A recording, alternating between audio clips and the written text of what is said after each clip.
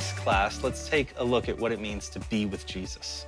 When it comes to being with Jesus, I really love this example that I heard one time. And so back in Jesus's day, it was very common for a teacher or a rabbi to have disciples, people that were following them, to learn from them and observe them and kind of see how they did things or why they did things. They really wanted to learn and understand kind of the why behind the what for these teachers. And so as these rabbis would walk the dirt roads of the time, these students and disciples, they would be following that teacher everywhere they went. And they would just be trying to get as close to him as possible so that they could see the why and they could see and observe what was going on and the choices that were being made. And they could learn from this person. And so there was a saying that the disciples wanted to be covered in the dust of their rabbi. They wanted to be following so closely that they could see everything, observe everything, learn as much as possible, even if it meant having dust kicked up on them. And in the same way, that's what it means for us to follow Jesus, to try to be as close to him as we possibly can, to be with him so we can see the reason, the why, to understand the how that he lived out before us. And so even now, we get the opportunity to be close to him, to be with him. And so many of us, I think, wonder, okay, how can I be with him? What are the ways I can be with him? And I think there's a lot of different ways, but there's 4 ways in particular that Jesus has said, hey, I can always be found in these things. The first one is his word. He says, hey, come to me in my word. You'll find me there. He says, read it. It's living, it's active. It's still speaking to you to this day, that God is able to speak to you through his word. And in that, you can be with him. The second is through prayer. That prayer is really just a conversation with God.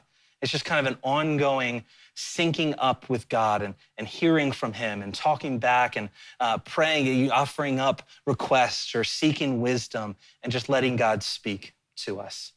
And God has said, hey, I can be found. I am with you in prayer. And I won't go into a whole lot of detail about how to do those things. If you're really looking for more detail on that, I'd really recommend you check out one of our other LHUs called Connecting with God that does go into a little bit more detail about how to do those things.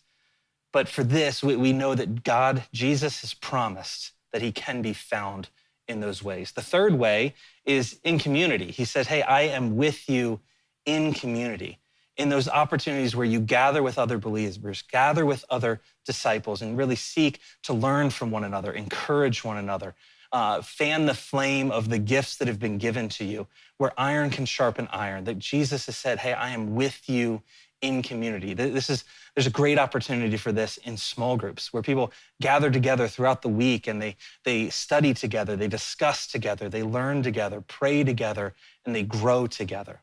That Jesus has said, I can be found in community. You can be with others and with me in community. And then the last way he says, you can be with me on mission. But look, Jesus is still doing things to this day. He hasn't sat down and stopped working in the world around us, that he's still on the same mission that he started long ago. And he's invited us to be on that mission with him. Now, we're going to have a chance to talk about that in a few classes where we'll unpack a little bit more about what that means. But Jesus is on mission today, and you can be on mission with Jesus by being on the same mission as him. So when it comes to being with Jesus, it's really all about positioning. It's about putting ourselves in the right position to be able to encounter him and receive from him and hear from him and speak to him. And we don't often have control over when that exactly happens, when God speaks, when God reveals. What we do have control over is what position we're in. And so I used to work at Walmart a while back, and I did some landscaping on the side as well. And so I learned a few things along the way about plants and trees. And really, what it comes down to is with plants, if you've ever had a plant in your house that you've put near a window, what you'll come to find is that plant is going to turn itself, is going to reposition itself to wherever the sun is shining the most. The plant doesn't have control over when or where the sun shines. It has control over being in the right position to receive the sun when it does. In the same way, there's trees that when it starts to rain, they'll kind of cup their leaves upward to be able to help funnel the rain and the nutrients down to kind of the core of the root system. They do this because they don't have control over when it rains. they do have control over being in the right position to receive it when it does.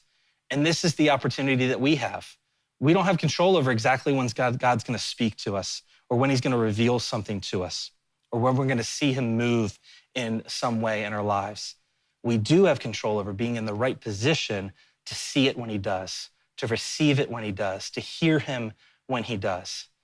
And so that's why we want to put our effort to be with him into putting ourselves in the position of being in his word faithfully, of praying to him consistently, of getting in community, getting in a small group, serving on a team where you can be with people, they can know you, you can know them, and that we can be on mission with him, because we just want to be where he is.